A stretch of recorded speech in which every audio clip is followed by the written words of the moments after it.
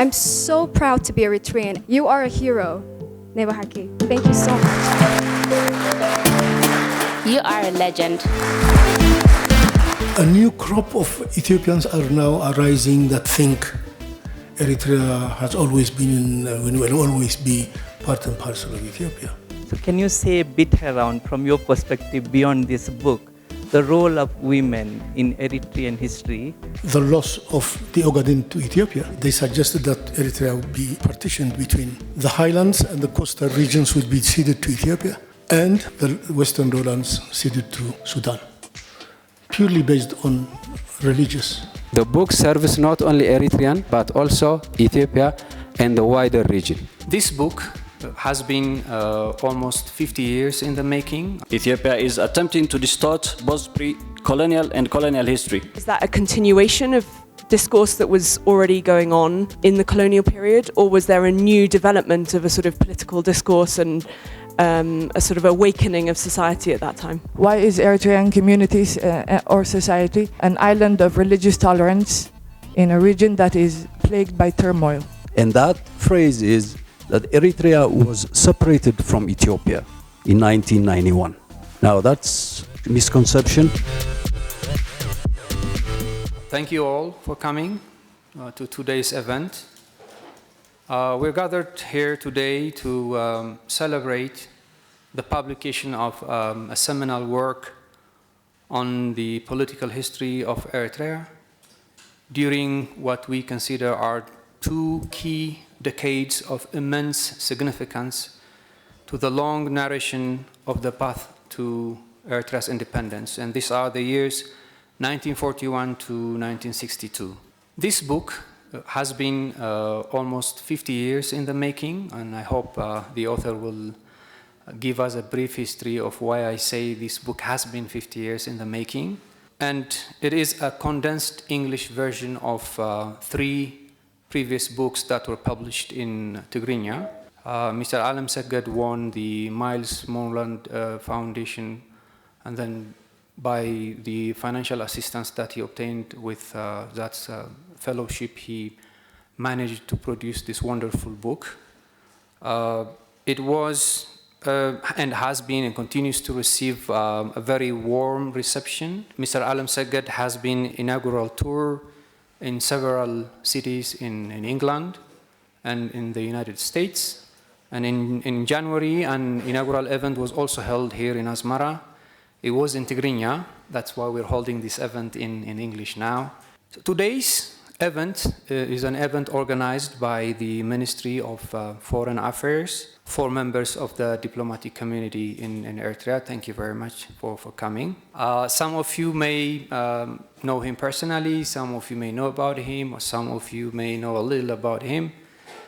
But for purpose of convenience, I would be happy to introduce Mr. Alemseged to the audience today. Alemseged Tesfai was born in Adukhala in Eritrea and was raised in Asmara and in Addis. He studied part of his education here, and then he went to Addis and went to Addis Ababa University, Faculty of Law, where he earned his LLB. And then for his LLM, he went to the US and studied in the University of Illinois. And then he moved to, for his PhD studies at the University of Wisconsin at Madison. So halfway through his PhD studies in 1974, he joined the armed struggle in Eritrea and been there in many capacities and many responsibilities until 1991. He, before 1991, some things that he did, or some of the responsibilities that he had, were that he is one of the founders of the so-called revolutionary school, where students were taught in the field. And then he moved to the cultural department, and then also moved to a section of the National Guidance Office of the EPLF. After 1991, he stayed for a while as head of the Cultural Center, and then was one of the senior members of the Land Commission. So since the mid-1990s until today, he has been in the history project of the Research and Documentation Center, where from he produced lots and lots of books in Tigrinya and in English as well. He's a prolific writer. My last count, he has published 11 books, some in Tigrinya and some in English, lots of articles, lots of lectures, speeches all over the world, and some of his works were also translated into other languages, Tigray, Arabic, and I think recently in German as well, I guess. So Mr. Alemseged is one of our most treasured writers and researchers. His works are not only historical but also academic. So the academic community, including myself, benefit a lot from his works. So let me give you a layout of today's event. First, we will have Mr. Rahel Asgedom, Director of the Office of the Minister of Foreign Affairs. He will share a few words with us why the Ministry of Foreign Affairs organized this event. And then we will have a couple of reviews read about the book. And a third, we'll have someone who will say a few words about the author himself. So the first person to present a review will be Dr. Temesgen from the Research and Documentation Center, and an adjunct lecturer at the Department of History of the College of Education and Language Studies will present the first review. The second review will be by Dr. Beyan Gebreyesus, who is a senior lecturer of history at the Department of History of the College of Education and Language Studies. Unfortunately, he's not with us. He's in India, but he sent us his review. The review will be read by Ms. Hanna Measho, who is the Senior Registrar of the High Court here in Asmara. The third presentation will be by Ms. Rahel Asgedom, an author of several books and a former lecturer of literature at the University of Asmara, who will deliver a speech about Mr. Alemseged himself and his works from her personal knowledge of him. And then finally, Mr. Alemseged himself will briefly talk about his book or whatever he feels to say about his works. And then I will open the room for questions, comments, and interactions. So I invite Mr. Rahel to the podium. Good afternoon, everyone. Many of you know me, I think. Welcome. I just wanted to welcome you, especially the diplomatic community. So, Excellencies, ladies and gentlemen, I would like to extend my warm welcome to everyone joining us for this special occasion. It is a pleasure to see such a distinguished group gathered here for what promises to be unique and insightful event. Thank you for making the time to be with us. We truly appreciate you prioritizing this gathering amidst your many professional commitments and busy schedules. I would like to extend my gratitude to Alemseged Tesfai as well for agreeing to share with us his work and all these professionals that Dr. Senai mentioned who are going to review the book today, including our moderator, Dr. Senai, Dr. Temesgen, Rahel, Hanna. We've chosen to organize this event as an extension of our cultural and public diplomacy efforts. Our primary objective is to build a bridge between our nations by familiarizing the diplomatic community stationed in Eritrea, but also other experts, with the rich political history of Eritrea and its people. We found this specific book to be uniquely compelling because it meticulously traces the very genesis of the Eritrean independence struggle.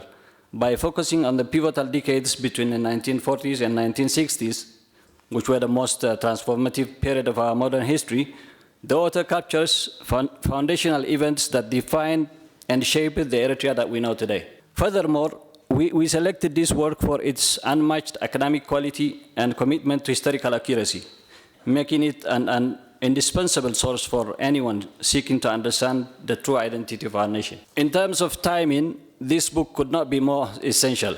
We are currently living in an era where historical facts are frequently manipulated and misrepresented for the purpose of undermining the sovereignty and independence of nations. Within the specific context of Eritrea, we are witnessing a coordinated campaign of narratives that designed to challenge Eritrea's distinct political history and identity. These deliberate, orchestrated efforts often seek to minimize the profound significance of Eritrea's struggle for independence by aggressively rewriting historical narratives. Our southern neighbor, Ethiopia, is attempting to distort both colonial and colonial history, falsely suggesting that Eritrea was always part and parcel of Ethiopia. These efforts aim to frame Eritrea's independence not as hard-won rights, but as an artificial and recent construct, ignoring the unique historical trajectory that defines the Eritrean people. Our history has frequently been told by others, often through lenses that do not account for the lived reality of our people. In this significant volume, Alemseged Tesfai has done a fantastic job of reclaiming the narrative and correcting a long-standing intellectual imbalance. For Eritreans, reading this book is an act of self-discovery. For others, I truly believe it is a definitive guide to recent Eritrean political history, and this is precisely why we gathered you here today. Once again, thank you for joining us. Thank you. Excellencies, distinguished participants, good afternoon. This is a reflection on the book, An African People's Quest for Freedom and Justice, A Political History of Eritrea, 1941 to 1962. Ali Shariati, a prominent 20th century historian and thinker, in his seminal work, What is to be Done?, posed a question that continues to echo through the corridors of history: where shall we begin to change the tradition? This question was not merely rhetorical. It was a call to action, a challenge to confront the status quo and reimagine the future. I believe that this question is as urgent, as relevant to Eritrean historiography as it was to Shariat's revolutionary thinking. For decades, we have grappled with the monumental task of deconstructing an imperial narrative, one that has inflicted profound and lasting damage on the people of Eritrea, Ethiopia, and the Horn of Africa at large. But today, we are celebrating a significant stride forward. Alemseged Tesfai, in his groundbreaking work, An African People's Quest for Freedom and Justice, A Political History of Eritrea, 1941 and 1962, has taken up the challenge. His book does not claim to instantly dismantle the entrenched hegemonic narrative, but it does powerfully and persuasively lay the groundwork for a new beginning. It flattens the terrain upon which future generations can build a more truthful, more just understanding of the past. Before Ethiopia's physical occupation of Eritrea, it had already occupied Eritrean history. It annexed its narrative, twisted it, and used it to justify its imperial ambitions. This intellectual colonization was not benign. It was the precursor of egregious injustices, to silencing, to erasure. Since the earliest days of Eritrean armed struggle, Eritrean scholars and citizens alike have asked, where shall we begin to reclaim our story? This question has never been more pressing than it is today, in a region still clouded by uncertainty. Revisiting regional historiography is not just an academic exercise. It is a political imperative. It is a recalibration of our collective compass. Alemseged's book is a vital contribution to this effort. It speaks not only to Eritrean past, but its present. It's a mirror and a map. And for this monumental achievement, I offer my deepest gratitude to the author for his courage, his clarity, and commitment. Let us be clear, answering the question, where shall we begin? It's not simply about possessing knowledge. It's about will to change dominant narratives and to eliminate the path forward. This book, divided into 3 parts, is a testament to the will, knowing that it is a distilled version of a historical trilogy originally written in Tigrinya. We can only begin to imagine the labor and the intellectual rigor that went into its making. In this sense, it is more than a scholarly contribution. It's a catharsis. It is a reckoning. It is a gift to all of us who seek to understand Eritrea's history, not as it was told, but as it was lived. So let us begin here with the truth, with courage, with the unwavering belief that history, when reclaimed, can be a force for justice. In my reading of An African People's Quest for Freedom and Justice, I believe that the book conveys 3 powerful and interwoven messages, each one a challenge to the dominant narrative and a call to reimagine our historical consciousness. First, the book presents a compelling alternative to the expansionist narrative that has long dominated the region's historiography, where the imperial account often relies on exaggerated and lamenting claims. This work introduced a grounded and evidence-based history. Drawing from alternative sources, it reclaims Eritrean historiography's rightful place, restoring dignity, agency, and truth to history too often distorted or dismissed. Second, the book undertakes the vital task of decolonizing Eritrean historiography.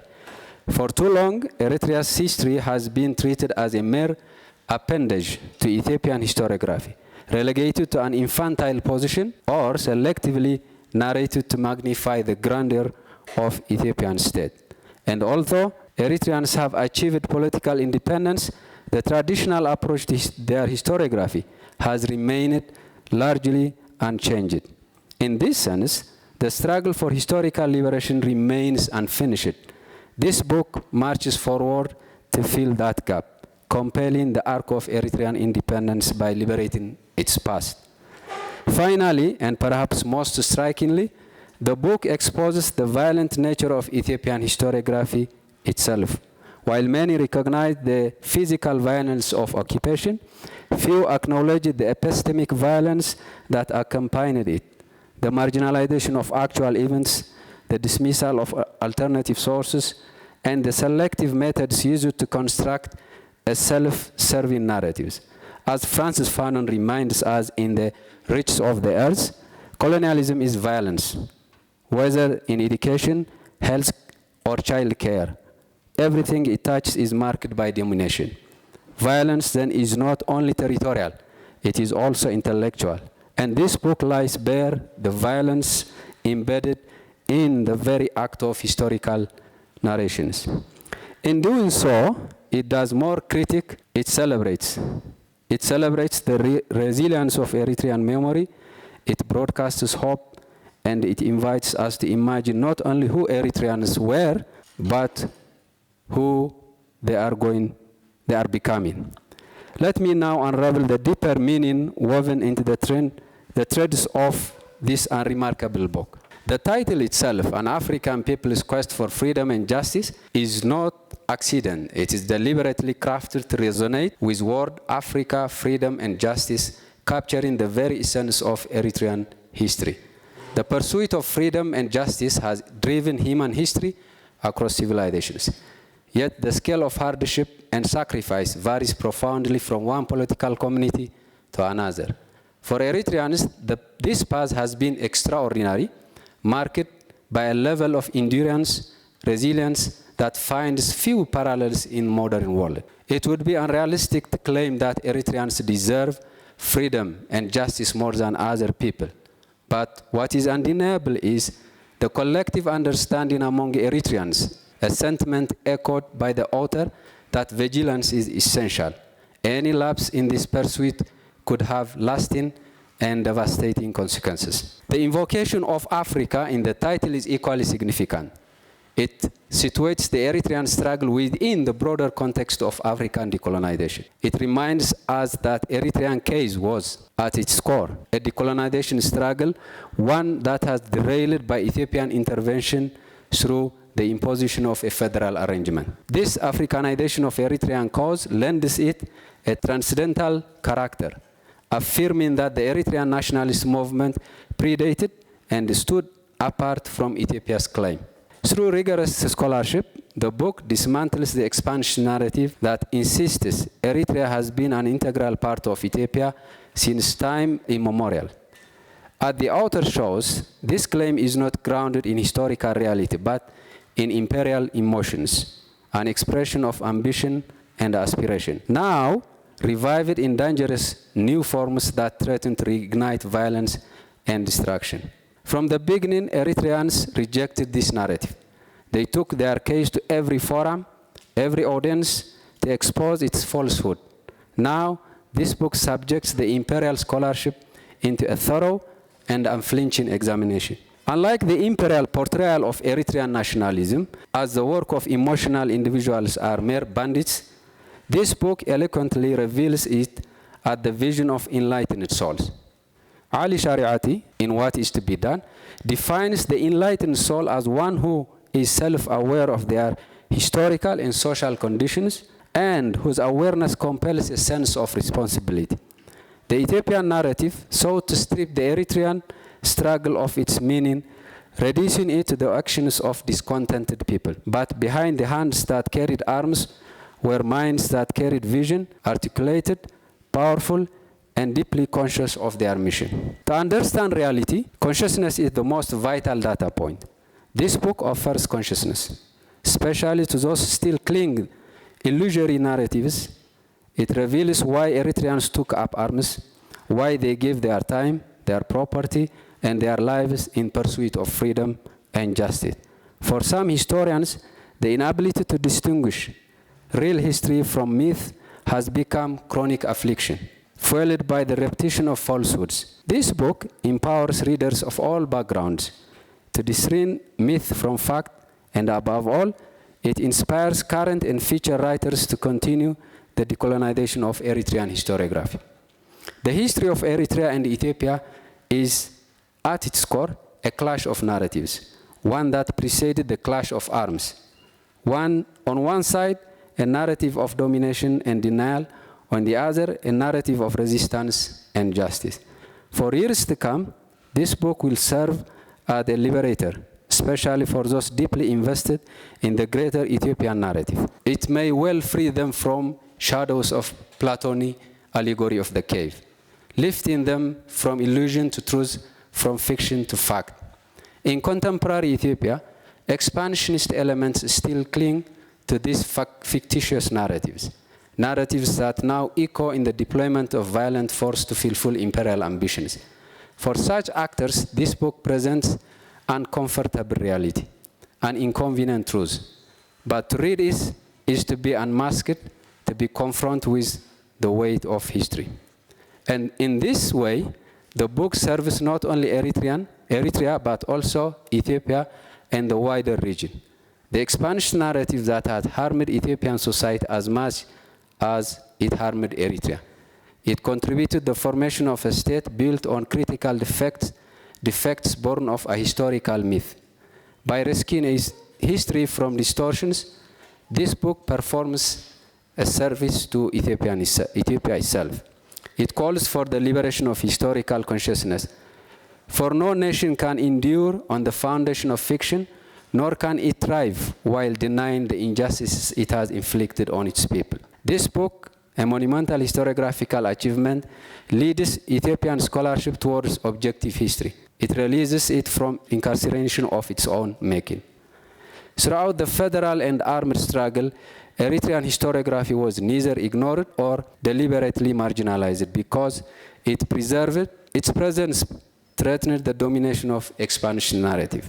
As the book notes in its introduction, whether Ethiopians or expatriates, generally writers of history, without referring to Eritrean sources or conducting serious research inside Eritrea. This was part of a broader strategy to kill the fish, dry the pond, to silence Eritrean voices and establish a hegemonic narrative of greater Ethiopia. In conclusion, this book rectifies a cardinal sin in the historiography of our region, a sin that caused endless plights for the people of the region. This sin is yet to be redeemed, not by pushing further violence, but through a conversation with objective history. And this book is a good starting point. Hence, I recommend that this book must be compulsory reading for the young and old, the local and the international, and all historians of our region who are indulged in a one-sided presentation of history. I would like to end my reflection by stating an advice from the 16th century British thinker Francis Bacon, which I feel is appropriate this book. Some books are to be tested, others to be swallowed, and some few to be chewed and digested. This book is to be chewed and digested. Hence, let us read it not to contradict and confit, nor to believe and take for granted, nor to find talk and discourse, but to weigh and consider history in our actions and inactions. Thank you. members of the diplomatic community, and invited guests, ladies and gentlemen, good afternoon. My name is Hanna, and today I'm standing here on behalf of Dr. Beyan Gebreyesus, who's not able to join us. So, the message that I deliver here is the message of Dr. Beyan. Writing a book is just ink on paper. It is a long journey of ideas, a dialogue with past experience of human beings, and a contribution to the present and future. And Mr. Alemseged's publication stands as a testament to rigorous research and thoughtful analysis, and it invites us to engage, to question, and to make reflections. Mr. Alemseged, your presence here today adds meaning to this occasion, and we are deeply grateful that you have joined us to mark this significant event. Alemseged Tesfai is a lawyer by training and one of the leading Eritrean historians of the present day. His book, An African People's Quest for Freedom and Justice, A Political History of Eritrea between the years of 1941 and 1962, is the first insightful, informative, and well-written political history of Eritrea. The author wrote this engaging and comprehensive book using a wide variety of resources with the objective of addressing the scarcity of research materials on the history of modern Eritrea that could serve as an essential reference for historians, students, and general readers. Alemseged has formulated his accounts with reference to the ongoing historical debate taking place between Eritrea and Ethiopia, and among many of its successes, this book has served its purpose well for the intended audience. This extraordinary work contains 3 parts: the bridge period between the years of 1941 until 1952, the federal years 1952 and 1962, and finally, the road to the Eritrean Revolution. The book begins with the theory of Eritrean nationalism and provides some preliminary thoughts and observations. This extraordinary part is followed by a chapter enclosed between the pages of 13 and 165 that begin with the last days of Italian colonial rule in Eritrea and exclusively deals with the British military administration from 1941 until 1952. These years are the years of great transformations in Eritrea's political trajectory. Alemseged Tesfai has provided an extraordinary exhaustive inside history of modern political parties, civic associations, and labor union movements that articulated for 2 competing visions: independence versus union. In addition to this, the author constructed how the quest of the Eritrean people was negotiated, deferred, and finally denied between the pages of 101 and 165. A final part covers the period from 1952 until 1962, which represents the federal years. The author then carried this part to its logical conclusion with the evolution of the Eritrean armed struggle for independence between the years of 1961 and 1991. Writing such a vast political history book is in many ways the most difficult, and it must reflect modern scholarship, but cannot take refuge in it. It must be ruthlessly selective while omitting nothing of importance, and especially in the case of Eritrea, it must maintain a balanced judgment of issues that are inherently and intensely contested. With no reservation, this book meets these requirements admirably. The modern history of Eritrea is presented as an organic, ongoing process and intelligible despite the complexity of issues and motives at work.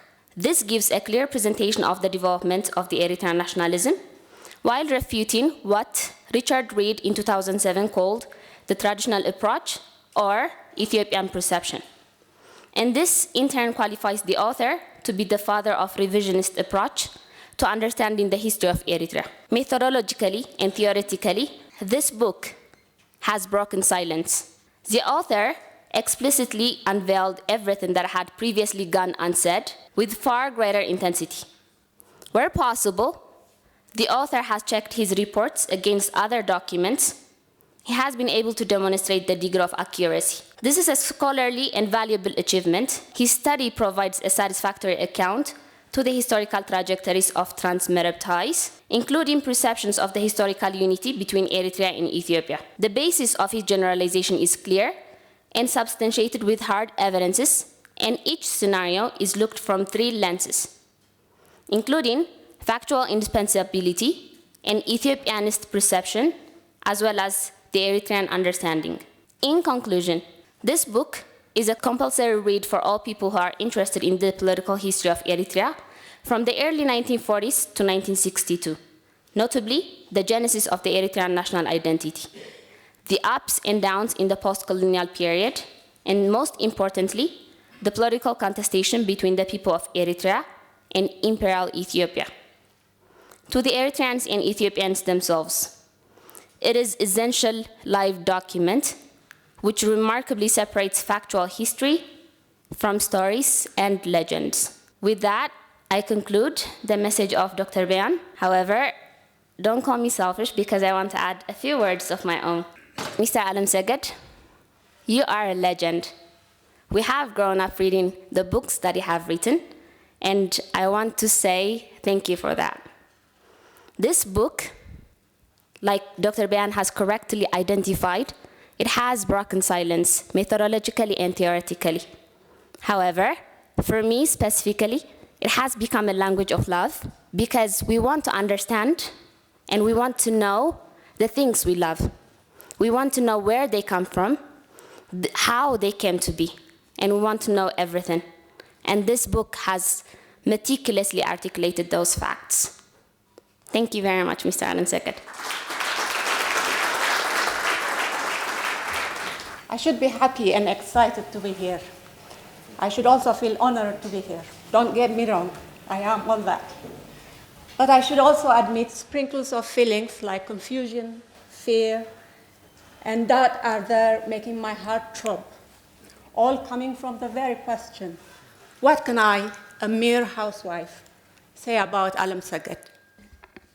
So I would like you to take this as nothing but conjectures of a grateful housewife who is a voracious reader who happens to have read all of Alemseged's works. In fact, reading Alemseged Tesfai, An African People's Quest for Freedom and Justice, had become one of the highlights of my reading book list for 2025, in addition to reading his 2 children's books, Gitano and Temesgen, with the kids at our book club, and his most recent short story called Shashu, with an anthropomorphic cat as its main character, which Alemseged himself came to the school to read to the kids. I have read his creative nonfiction, his short stories, his plays, and his translation works as well. I wouldn't say I'm a history books fan. They most of the time bore me to death. Who did what when? Just trying to remember those WH questions and trying to remember them right away discouraged me from continuing reading. I'm not good at remembering details. I would rather read something that would give me the general feel of things, the mood, the emotions. Does that have anything to do with me being a woman, I wonder? I'm not saying history books don't give that, they do. Alemseged does give us the general feel of the 40s, 50s, and early 60s. He presents the actors of those times who shaped the history of the subsequent times of the country. It's quite an accomplishment for Alemseged, a mark he's leaving behind for generations. People from all the corners of the world will refer to, study his work, and quote it. This will definitely be advantageous for the people of Eritrea as they are writing their own history, as opposed to having outsiders writing it. One thought that kept on coming back to my mind as I read the book was how it was possible for Alemseged to distance himself from his writing. This was the first thing that I admired in his writing, his objective approach. You get a feeling as a reader that whoever is unfolding the history has done his research and is mature and secure enough to present differing thoughts, viewpoints, intentions, as they happened without passing any judgment. His being a creative writer has also made his writing readable to people like myself who find history books to be bulky, hard, and uninviting. Every time I read Alemseged, there is a quote I remember from C.S. Lewis, which says, "When a word ceases to be a term of description and becomes merely a term of praise, it no longer tells you facts about the object, it only tells you about the speaker or writer's attitude to that object."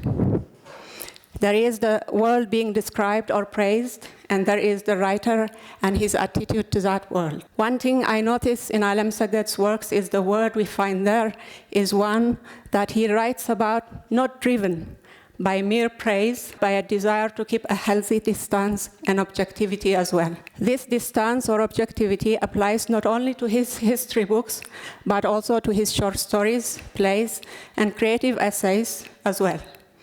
We find a storyteller who doesn't only narrate a story, but who is able to, having weighed the past, analyze the present, is then able to predict the future, or at least is able to hint of the different paths that stretch ahead, preparing his society. That is or should be the function of a storyteller. And that's what we find in Alemseged's works, a storyteller fulfilling this very function. I would like to linger on a little bit here. What I find fascinating here on the subject of portraying a description of a word and praising it is how Alemseged does that successfully, making his works deal with universal issues, addressing Eritrean themes, but making them applicable to humans in general, as we also happen to be citizens of the world. So he could be dealing with the concept of heroism or bravery and have something to say there that praises heroes and brave fighters, portraying them as mini-gods, and then with a streak of humility and objectivity keeps the balance by dealing with the flaws that are found in all of us humans, making us readers relate to and trust his writings because we can find something that speaks to us there. I'm aware that I have used words like humility, objectivity, and trust. I believe these are very important in making us readers heed to what the storyteller is saying and is making his works stand the test of time.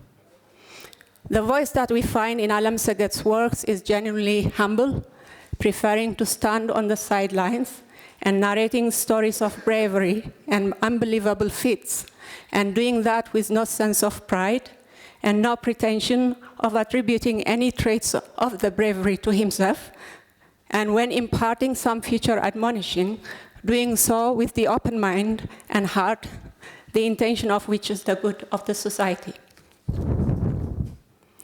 In all his works, including the children's stories, Alemseged has given us memorable characters, both men and women, who stand out and whose voice resonates with us.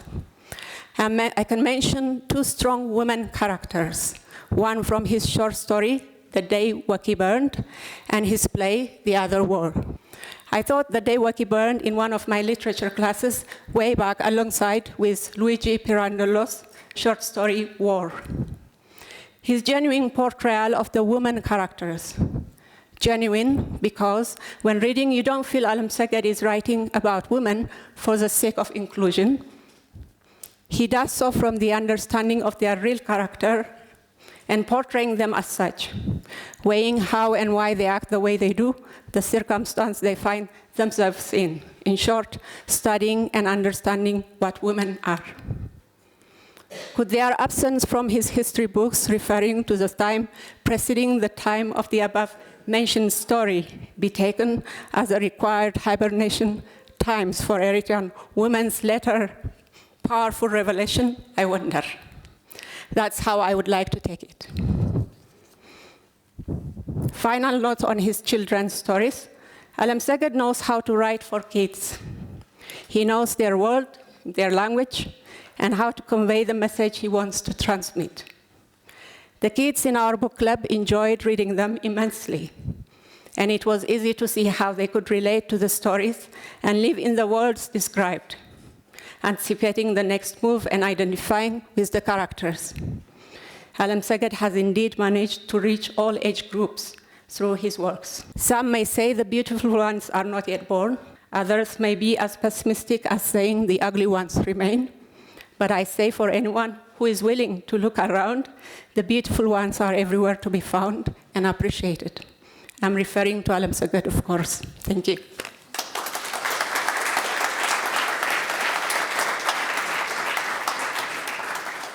What do I say now? What do I have? What is there left for me to say? Way back in around 2000, when I was writing my first volume of the trilogy, the Tigrinya trilogy, I went to Britain, Great Britain, and I was giving a lecture in the University of Leeds. And after I finished my lecture on Eritrean history and so on, a great friend of the Eritrean revolution at the time, and a personal friend of mine also, from our beer drinking days in Madison, Wisconsin, the late Professor Lionel Cliff, raised his hand in the middle of, after my lecture, and asked me if I remembered the moment, the time, when I started to feel Eritrean. That question literally jolted me. You know, I was taken aback. That was Lionel Cliff, who had been in and out of the Eritrean, of the field, as we used to call it, because he was a friend of the EPLF, and he used to come and visit a lot of times, and there were some projects that he was undertaking, and so on. And Lionel Cliff asking me, after all these years, after independence, when I started to feel Eritrean, quite surprised me. Well, I said, Lionel, why don't you reverse the question? When was I told that I was an Ethiopian? Should be the correct question addressed to me. But then I could understand this problem. And I went back to the 1940s about which I was starting to write, and started to feel sympathy towards the people who were fighting for Eritrean independence, because every door that they knocked, in every door that the response that they got was that, what are you talking about? You are Ethiopians. Why do you want to separate from Ethiopia? And it hit me that the power of the imperial narrative that had been assigned to Eritrea, that said that Eritrea had from time immemorial been part and parcel of an Ethiopian entity, a polity, that was the direct heir of the Aksumite Empire, that a myth created by the Ethiopian emperors, Ethiopian kings, and so on, had come to dominate Eritrean history and the Eritrean narrative. And to that extent, I realized that the work that I was launching would be a very difficult one. Even the most convincing research and publication would not easily defeat that enormous, that extremely strong, rooted imperial Ethiopian narrative that had been assigned to Eritrea. When the British ejected the Italians out of Eritrea, either because they believed in it or because for strategic reasons, they adopted this story and did not even bother to follow on research into the constitution of the Eritrean society that the Italians had undertaken.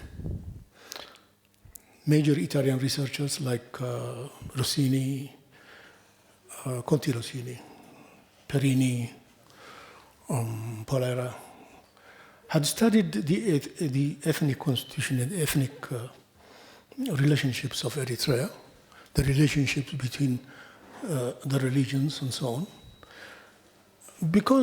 mainly because they could not penetrate the Eritrean society. It was very difficult for them to penetrate Eritrean society. They created a superimposing state that would not bother with the day-to-day affairs, activities, and legal and other issues that bothered the local population, but created an apparatus strong enough to control them, to extract taxes, to whatever. the British didn't bother to look into Eritrean society right from the beginning. They saw Eritrea as an assortment, as a combination of unrelated peoples without the makings of a state, where they could do as they pleased as far as the future of Eritrea was concerned, although they were a caretaker government on behalf of the Allies until the Eritrean and the other former Italian colonies cases would be taken care of by the four great powers. And so what the British came with their own plans for the region, which centered on the creation of a greater Somalia, consisting of the three Somalilands, French, Italian, British, and including the Ethiopian parts of the Somali parts of Ethiopia, the Ogaden, and the Somali parts of Kenya, the 5 stars. And in compensation for the loss of the Ogaden to Ethiopia, they suggested that Eritrea would be partitioned between a Christian highlands and the western lowlands, predominantly Muslim, whereby the highlands and the coastal regions would be ceded to Ethiopia, and the western lowlands ceded to Sudan, purely based on religious differences, which the British saw as irreconcilable and would be a hindrance to the future existence of an Eritrean state. Now that also divided the Eritrean society at the beginning. A unionist party rooting for union with Ethiopia was organized with the help of the Ethiopians and the acquiescence of the British. Because the idea of partition was not an Eritrean idea, but when the British proposed it, a section of the Eritrean population was fearful of another domination by either Britain or Italian, and therefore they chose to side with Ethiopia, to ask for Ethiopia. And another section of the population, predominantly Muslim, but with a strong Christian component, started to ask for independence. Now that idea of partition at the beginning divided the Eritrean society. But as the decade went on, and the Eritrean case appeared before the United Nations, in what the infamous Bevins Forza agreement, where the Italian foreign minister and the British foreign minister agreed to partition Eritrea. That had an extremely profound, shocking effect on the Unionist Party. The Unionists had wanted the whole of Eritrea to join Ethiopia so that they would have a bargaining power. And the independence people wanted a united Eritrea to be independent. And so they objected to this idea of partition. And ultimately that proposal of partition united the Unionists and the independence people, to the extent where the independence movement gained so much power that it became the majority party. This narrative you simply don't find in most of the literature that exists today. There are some Eritreans who did some research inside Eritrea itself, but the majority of the bulk of the literature that exists on the history of Eritrea, it does not in any way take into account the process through which the Eritreans from division, traveled from division to unity.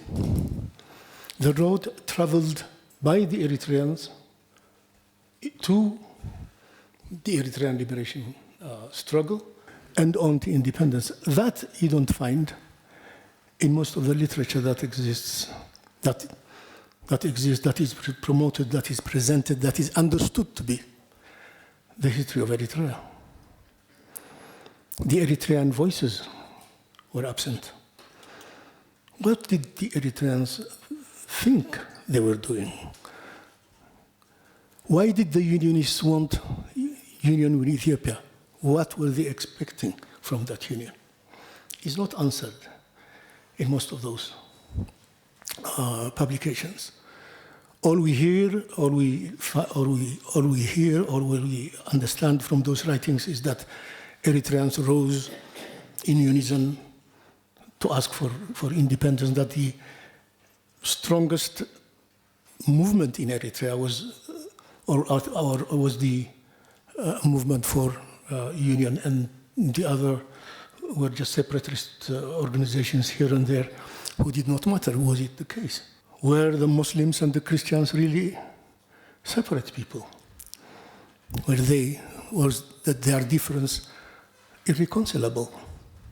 All those questions you don't find in those writings because nobody really took any interest in coming into Eritrea, examining Eritrean documentation, trying to extract the feelings, the expectations, the frustrations, whatever, of the Eritrean population, and the road they traveled to independence. So my contribution here, or at least the contribution of this book here, because it's not the first book that's been written about Eritrea. Several Eritreans, Ethiopians, Italians, British, Americans have written about Eritrea and specifically about this period, whose importance my colleagues have adequately explained. You find practically no mention, no consideration of the Eritrean voice. Doesn't exist in most of the publications. So what this book does is, although it takes into consideration the ideas, the attitudes, the persuasions of even Ethiopia and the United States and Great Britain and so on, it concentrates also on the documentation through research, the newspaper articles, the interviews with relevant people and so on and so forth. It tries to tell the Eritrean story and to give voice to to Eritrean opinion and to right the wrong that was imposed on Eritreans. I will just stop here and leave the floor for questions and so on. I was trying to come with an outline and a reading, but I just prefer to just talk offhand, and I hope I have made some sense. Thank you.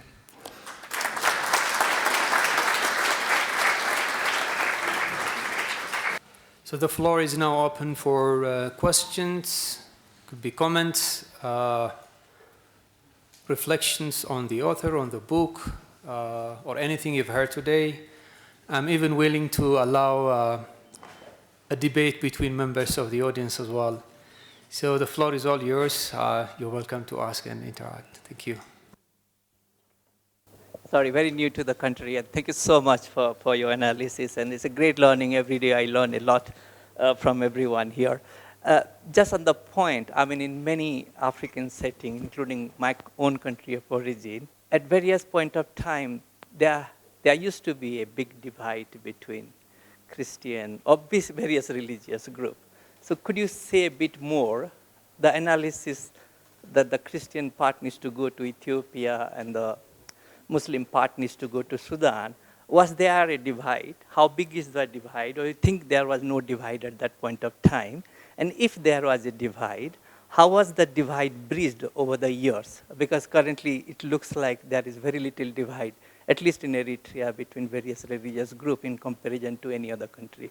But thank you so much. Fascinating, and I will read the book. That's a very good question. Let me tell you this. Throughout the history of Eritrea, there has never been a religiously motivated or religiously instigated fight, conflict. I mean, on a large scale that leaves scars of grudge and enmity in Eritrea. The only times that a semblance of religious conflict existed that was seen on the streets of Asmara, especially, was in 1950, when the members of the youth section of the Muslim League and the youth section of the Unionist movement came into clash. They clashed. The story is a little long. I don't want to bore you with details, but that's what happened. Now, this was when the United Nations sent a commission of inquiry, and the commission of inquiry arrived a few days before this incident. The British set up a committee of inquiry and found that the conflict was confined, limited to the two parties only.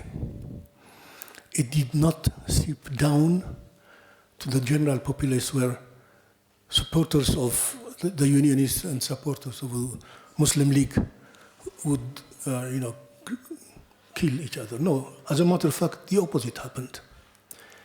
Because these two political parties were at loggerheads, the general population, the Muslims and Christians, took it upon themselves to save each other from this angry mob that were killing each other and therefore could possibly, in their anger, also include civilians into the fold. As a matter of fact, it was the women of both parties who insisted that their children and their consorts and their spouses or whatever stop this conflict immediately. And the committee was set by consisting of elders from both sides, and then they deliberated and they unilaterally stopped the conflict. So traditionally, historically, ever since the arrival of that group of Muslims sent here by the Prophet Muhammad for safety, ever since then, that balance between the two religions has always subsisted. Attempts by various foreign and by the British, by the Italians, by the Ethiopians to wedge the difference between the two or bring them into conflict never succeeded. And during the independence movement, the armed struggle, the ELF and the EPLF, the attempt was made to inject the religious issue into both organizations, but there was never really any manifestations of it. Even if there were, they didn't go further. There's always been a trend, a pattern amongst Eritreans that whenever two political parties or two strong sides fight against each other, the people generally recede. They don't encourage. They don't go around with machetes and kill each other just because whoever political party they support was fighting against the opponent.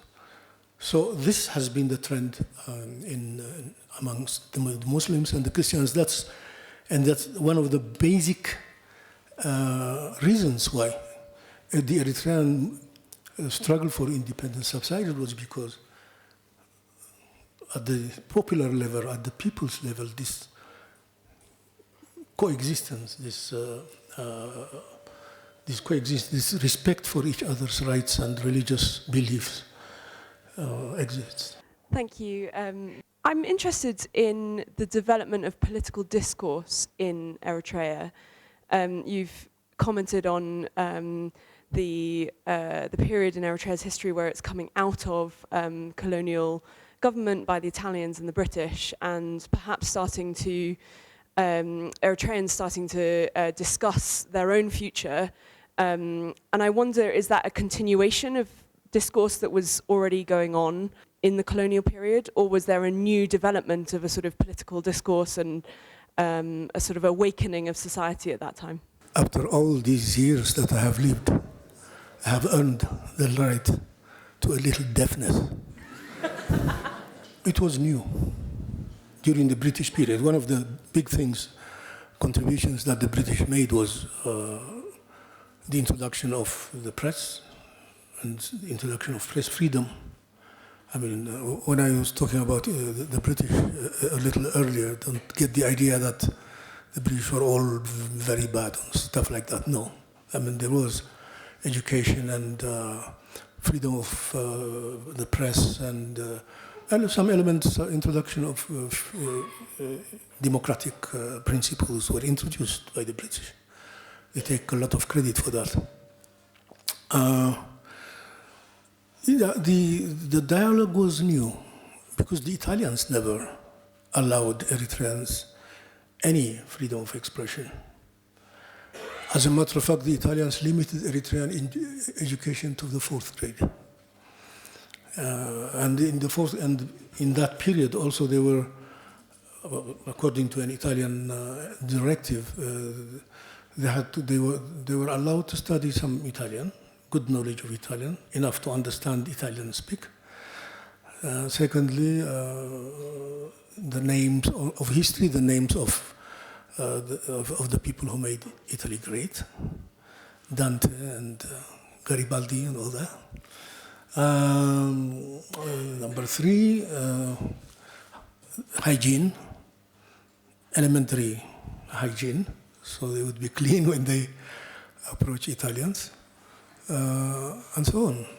So, but the side benefit of this was that Eritreans learned something.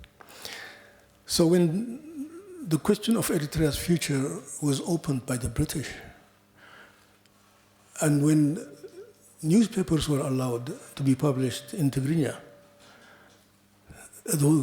a surprising spurt of talent, of political acumen suddenly aroused. And the person she was, Hanna was pointing to Ibrahim Sultan, Abdul Qadir Kabir, and Walda Abul Mariam, all these big names in Eritrean history were people who came out of Italian colonization.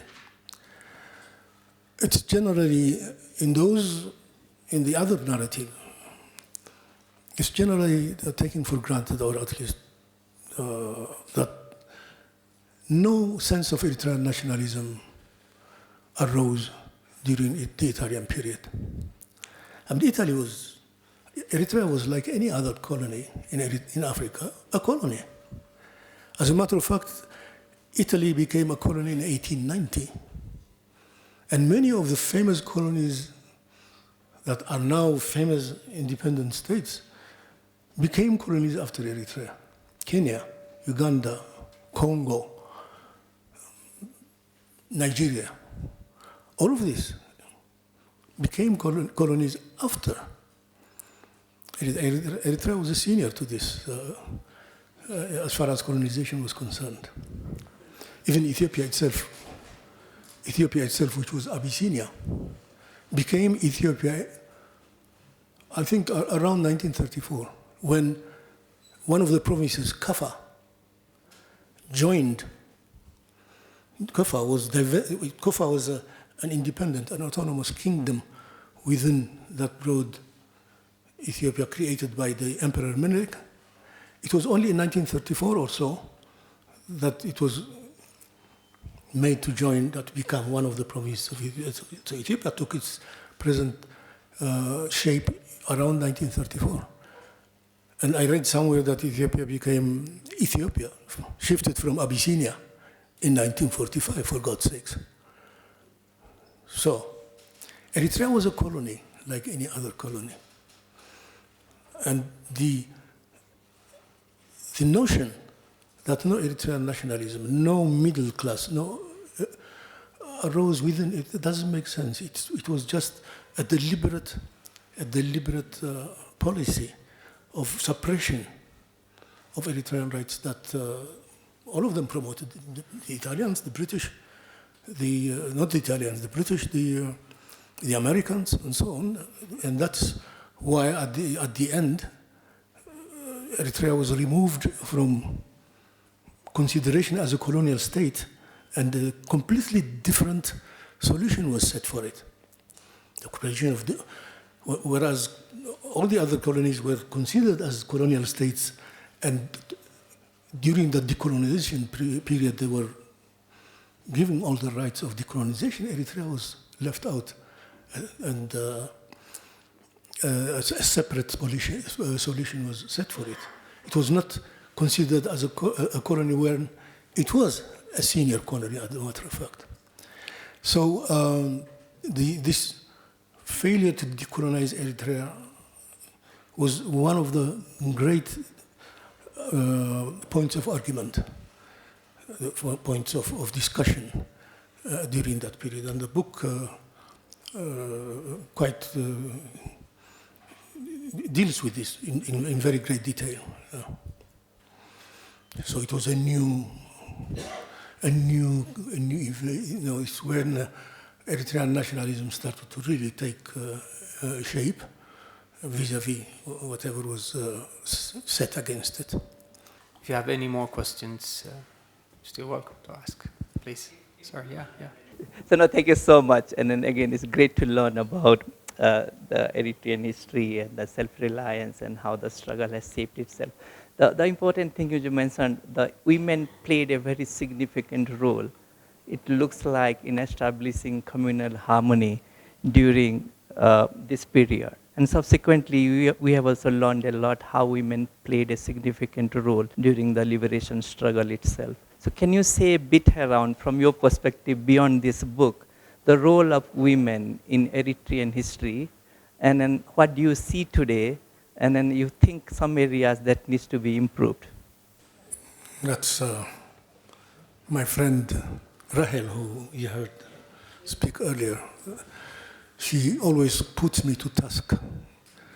When she read this book and my previous book, she consistently asked me, where were the women? And very recently, an English professor, Georgia Cole, has written a review of my book and submitted it to some journal. But right there in that review, she says, where were the women? The women were at home. Not that they had no influence, no importance in Eritrean society, but the time was not ripe for them to be effective in the independence struggle or whatever. There were some women who supported the unionist movement, but they were not in the decision-making or in the visible parts of the movement. They didn't make it to the newspapers. They didn't make it to the positions of responsibility. They were, as a matter of fact, most of them owners of bars, suwa houses, and Taj houses, mess houses. Many of them were Ethiopian by birth. And therefore they were relegated to inferior positions, even in the unionist movement. But that doesn't mean they were not relevant. The wife, I interviewed quite a few of them, but the wife of the great Walda Mariam, Mama Barash, was always there for him whenever he was, that guy, Mr. Walda Mariam, was wounded 7 times. There were 7 attempts of his life, and he survived all of them. And she was the one who pulled him through, to pull him out of his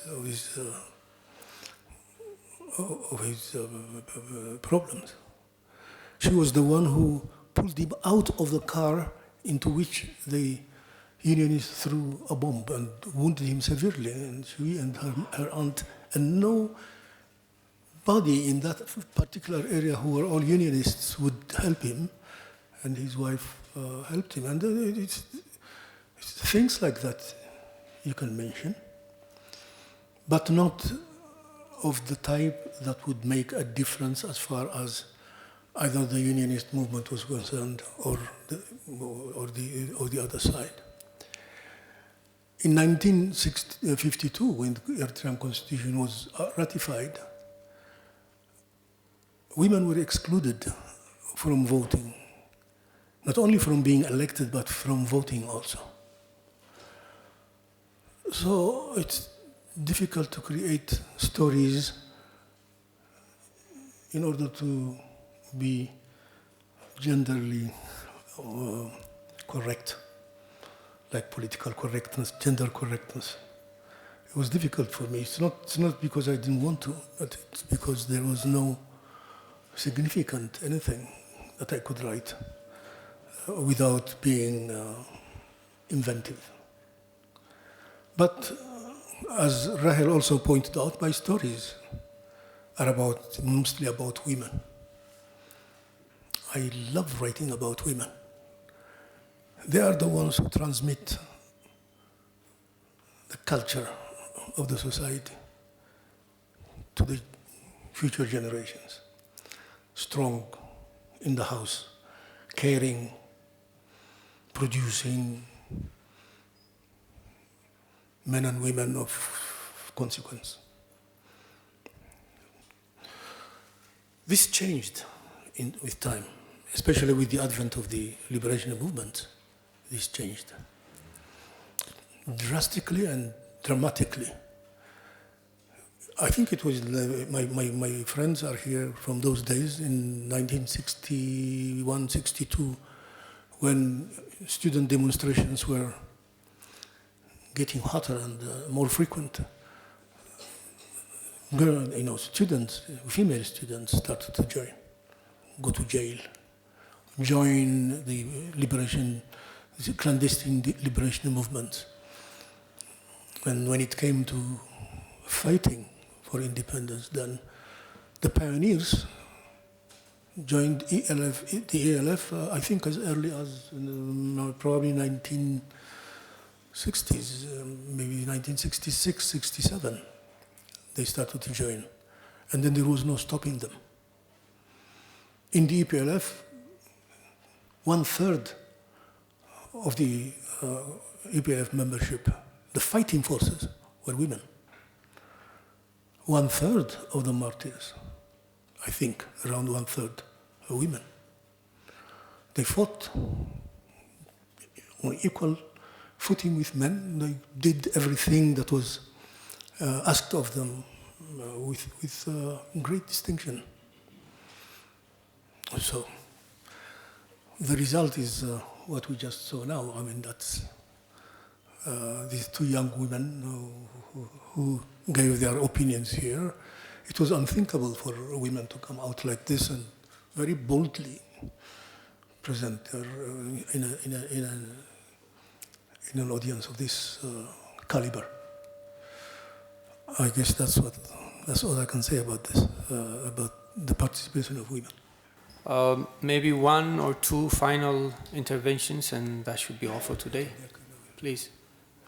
First, I would like to thank you for giving us this historical book. It's especially a gift for us diaspora Eritreans, which will enable us to understand the beginnings of the Eritrean armed struggle much better. Me, as an Eritrean and German, I've been raised in two countries and two histories that have really put a mark in my life. The history of Germany, especially now, is a history of redemption. It's a history that remembers horrors that have happened in the Second World War, and it's also an attempt on trying to better themselves by facing what they have done. Unfortunately, when you look at what happened to the Eritrean people, to the freedom-loving Eritrean people during the Ethiopian occupation, and instead of learning out of the horrors they have committed towards the Eritrean people, we have seen right now, in this right time, that they're not even looking back at the horrors they've done, but now are attempting to repeat, even using force, but they're stating their own words, breaching sovereignty and without hesitation, being ready to committing horrors again. So for us, this book comes at the perfect time because it makes us understand the context better. Mr. Alemseged, you have dedicated almost your entire life to the enrichment and accurate portrayal of Eritrean history and literature. And now, because of your latest book, African history is the richer. So thank you. I am very proud and very glad to be here. I have one question. Earlier you said religious balance and religious tolerance in Eritrean societies has historical roots and continues to this day. It persists to this day, you said. I am just curious to know how you would account for this. Why is Eritrean communities or society an island of religious tolerance in a region that is plagued by turmoil? How would you account for this? Thank you. I don't think I can account for it. It just happened that way, I suppose. No, there is a very interesting book by Ismail Ibrahim Mukhtar, the son of the great Ibrahim Mukhtar, who was the Mufti of Eritrea and the brother of the present Mufti. It's entitled Milestones in the History of Islam in Eritrea. And that book chronicles, outlines the history of Islam in Eritrea, and in many parts also explains the relationship between Muslims and Christians through the centuries with documented facts. It's a very important book to read. I wish I just got it about maybe some months ago. I wish I had it before I wrote these books, and it would have enriched my facts more. I guess it began with the behest of the Prophet Muhammad, who sent some of his family to this part of the world. Incidentally, in Ethiopia also until recent times, the Muslim-Christian balance was okay. Although Muslims had to cope with their second-class citizenship, which incidentally was the reason why Eritrean Muslims refused to join Christian Ethiopia, because they would be treated as second-class citizens like the Muslims in Ethiopia. But I think that had to do a lot with the tolerance that people showed here. And the Christians who preceded Islam, Christianity preceded Islam by about 300 years. Because Christianity came into this area in the 4th century, and Islam in the 7th century. So there was a 300-year difference. But always surprises me that the Christians, especially the Orthodox Christians who preceded the Muslims here, were tolerant enough to just let them be. And that precedent, I think, is continued. And another explanation is, unlike what you hear about the constitution of Eritrean, Tigrinya-speaking Eritreans being part and parcel of Tigrinya-speaking Tigrayans, I mean, this is an area that's peripheral to the centers of power south of the Marab River. It was peripheral. And as adjacent to the coastline, it was open to all sorts of migrations and cross-migrations, which changed the demography of this area considerably. We must remember always, when we think about Muslims and Christians in Eritrea, that their ethnic relationships cut across religious, linguistic, and regional differences. I can give you examples. There's a village called Ad Nifas, about 5 kilometers from here. I'm sure many of you know Ad Nifas. The Bet Asgedom of Ad Nifas are aligned ethnically to the Bet Asgedom of the Roras. Bet Asgedom of the Roras in the north, in the Naqfa region, were Christians once upon a time. They migrated from Ad Nifas here, went there, accepted Islam as their religion, accepted Tigray as their language, and got swallowed, although they became also the overlords of a feudal system. They are also related to the Zan'adagre of Hakosaye. The Torah of Hakosaye have kinship relationships, ancestral kinship relationships with the Maria and the Mansa of the current area. The Maria and the Mansa are Muslim, the Mansa are half Muslim, half Christian. They speak Tigray, and these people, the Torah, speak Tsaho, unintelligible, but at the same time also that kinship relationship is strong enough to be a guiding principle in the relationships between the many other such relationships in Eritrea. So religion has never been either a uniting or a dividing factor in history. When we come to the Eritrean liberation struggle,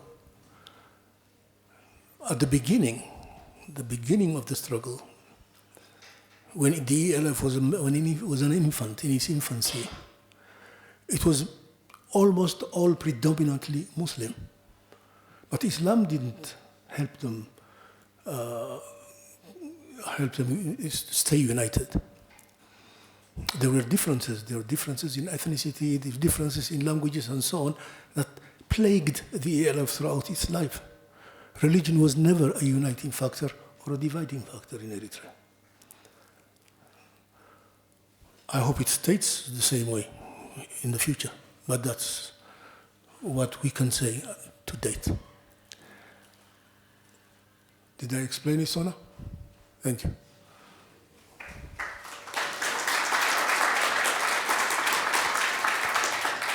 Good evening. I would love to give a comment. This book has been a torture of pleasure of not finding out what my ancestors are worth, you know? The first time this book was published, I was on a self-discovery voyage. I didn't know what I wanted to do. You know, I had a lot of ideas, but, you know, with limited resources. But then I thought reading this book could, you know, change a little bit. And this was recommended by my father. And it really has. I'm so elated upon knowing what my ancestors, you know, were. They were great people. We are people of history. We're supposed to be proud of this. I'm so proud to be Eritrean, and that's the time the moment, it was a turning point when I started your book. It was the time that I found out that I was so proud to be an Eritrean. And I would love to say thank you. And it utterly changed my perspective of the world, my country, and of myself. So you are a hero, Nebahaki. Thank you so much.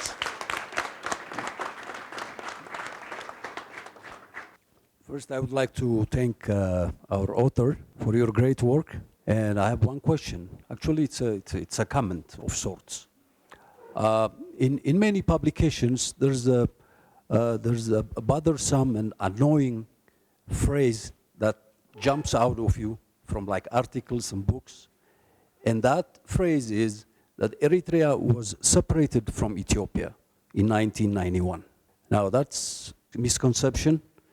And I believe that it's made out of deliberate confusion, to confuse and to kind of distort the Eritrean narration. So I would like you to say a few words in regards to that, especially to our diplomatic corps here, as that phrase as opposed to liberation. I make myself clear, or? Yeah, okay, thank you. Well, I expect our diplomats here know enough of Eritrean history to realize what happened in 1991. There was an internationally supervised referendum where 99.8% of the population, well, it's there in the record, so I don't think there is any confusion as far as that's concerned, but that takes thing to the previous, to other claims that are being bombarded into the heads of younger Ethiopians to the extent that a new crop of Ethiopians are now arising that think Eritrea has always been will always be part and parcel of Ethiopia. Misconceptions. It's a myth. The myth of Solomon and Shoah is a very, Solomon and Saba, is a nice story. I like that story, you know. It's cute. It's a king, a wise king and a beautiful queen. Wisdom and beauty cohabiting in Jerusalem 3,000 years ago. I mean, that's a myth, and the Ethiopians are entitled to their myth. Every nation worth its name has a myth. Myth. If we don't have a starting point, then you create myths. Let them create them. They are entitled to it. But when that myth comes to dominate another narrative, that's not part of that myth at all. Then that's the problem starts. The Ethiopians had controlled the narrative for a very, very long time until the Eritrean situation arose. And Eritrea started to fight with its own narrative against a narrative that was suppressing it. The myth of the control of the Red Sea, propagated now by no other than even Abiy himself.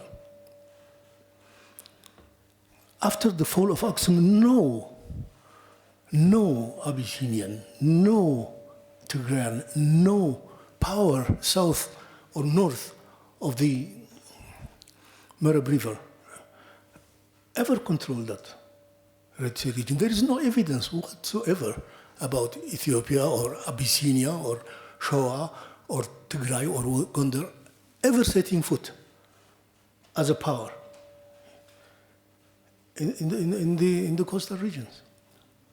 Read Jonathan Meeran's Red Sea Citizens or Jean Vanessa's Paths to the Nation. There is no evidence whatsoever that happened. If you ask an Ethiopian, we don't ask Ethiopians too many questions, but if we were to ask them, what kind of ships they had.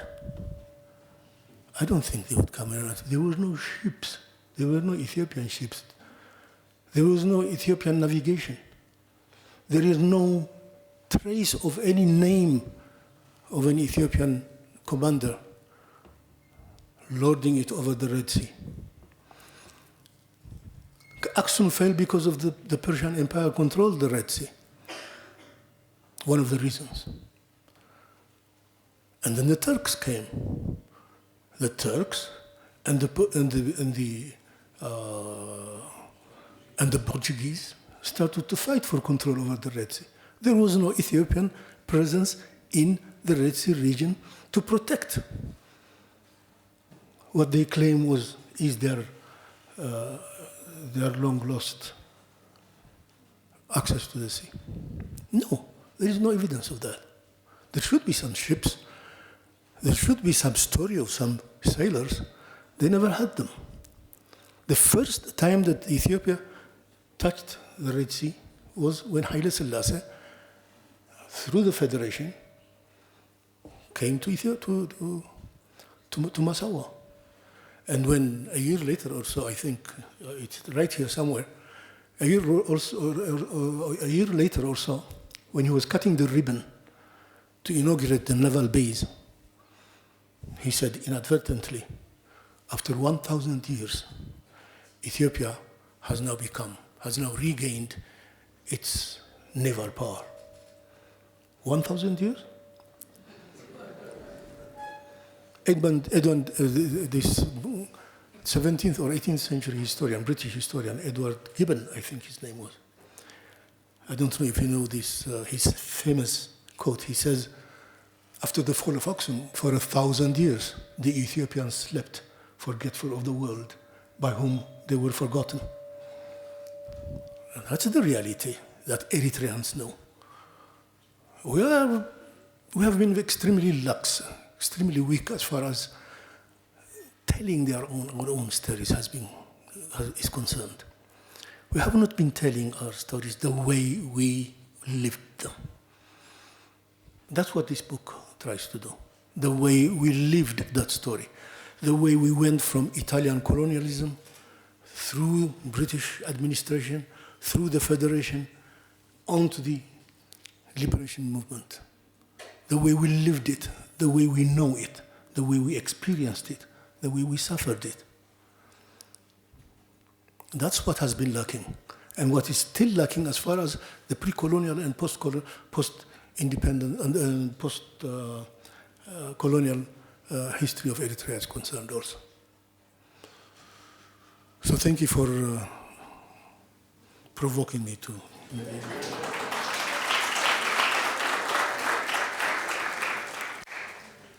So a couple of takeaways before we conclude this event.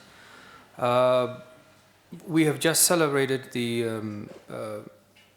this book, which is a recent addition to the mass of works and debates on Eritrean colonial and independence history.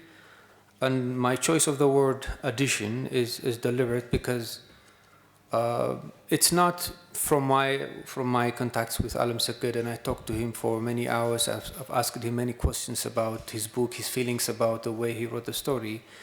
It from what I understood, it has never been his intent to a counter narration to what we believe is a narration that is dominant on the other side, because even often he gives a more coherent narration to the other side, because the beauty in the way he writes is that he presents the facts mostly as they are, and he gives a little bit of a space to his opinion. So I like the objectivity that he maintained in the book.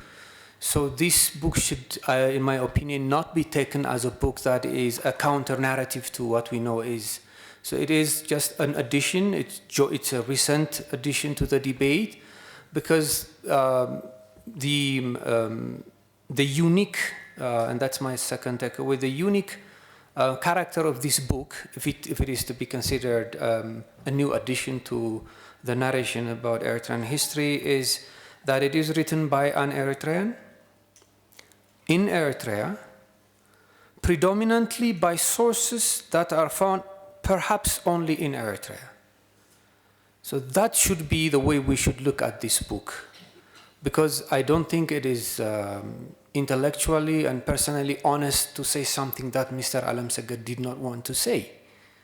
Because if you have had the pleasure of reading the book, nowhere does he present counter narratives and then say this is the right narrative and that other narrative is absolutely garbage. So he even gives some credit, because I've asked him, for example, questions like, who is your hero from both sides of the political parties in Eritrea? Who do you think presented their views more coherently, etc., etc.? So I invite you to read the book.